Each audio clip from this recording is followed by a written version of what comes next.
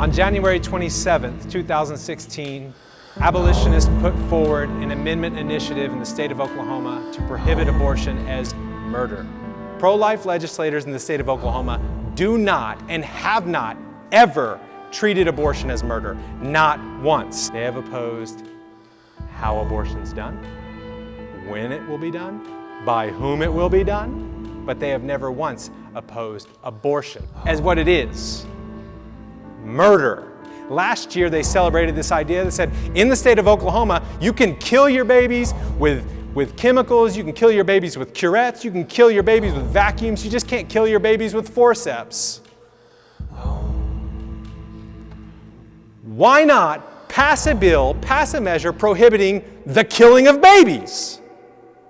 For crying out loud. Our pro-life legislators are blind guides at best. When they're talking to their pastors or the people sitting next to them in the pews, they might say, yeah, abortion's murder, it ought to be prohibited.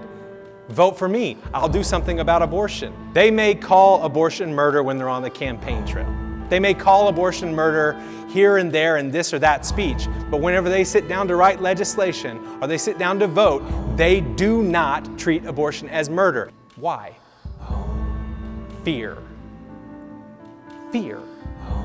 Fear of the federal government. Fear of offending their voters. Fear of doing something controversial.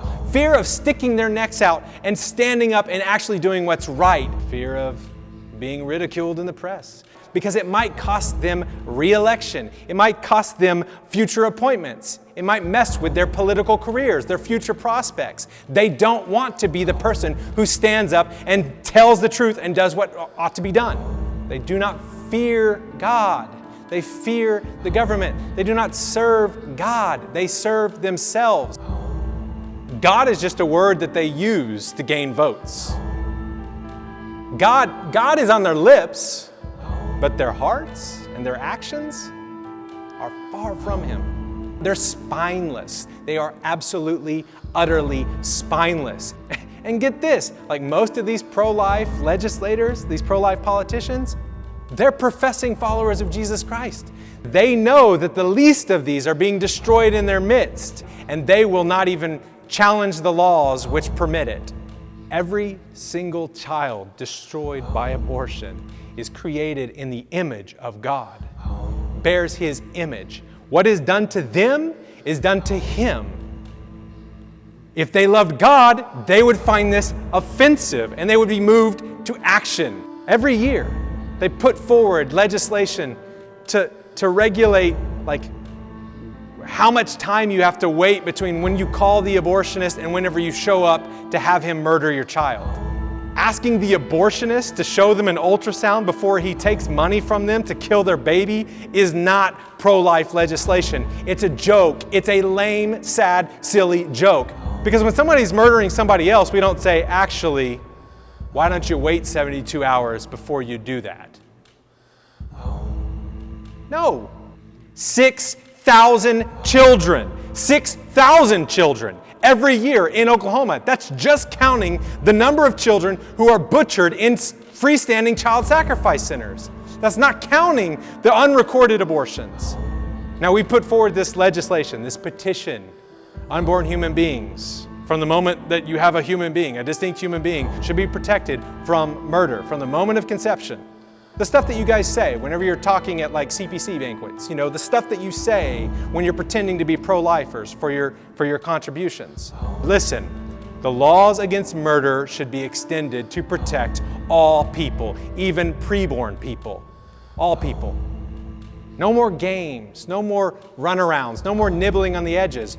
We want you to establish justice. That's what you're here for. That's why we elected you. And we will not elect you again if you continue to abort justice. We are sick of this game, and we see through it. We see through it. We just want you to care as much about these children as you do about your jobs. Any legislator, any congressman, congresswoman who stood up and said, I will seek to abolish abortion, we would support you. We need a Wilberforce. We want you to do what's right, and we want to stand behind you when you do what's right. We just don't want to stand behind you while you do everything but what is right. We want you to move past all the pro-life platitudes and all the pro-life regulatory schemes and bills. We want you to become abolitionists of human abortion. We want you to abolish abortion.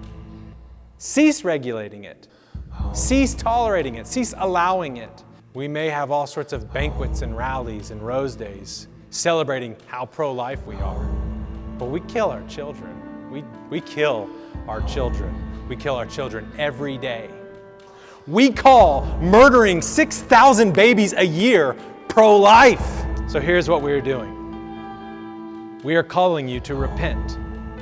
Repent of failing to do justice, failing to show mercy. Repent of your use of the abortion issue as a political football. Repent of making a mockery of your God-ordained role as a governing authority.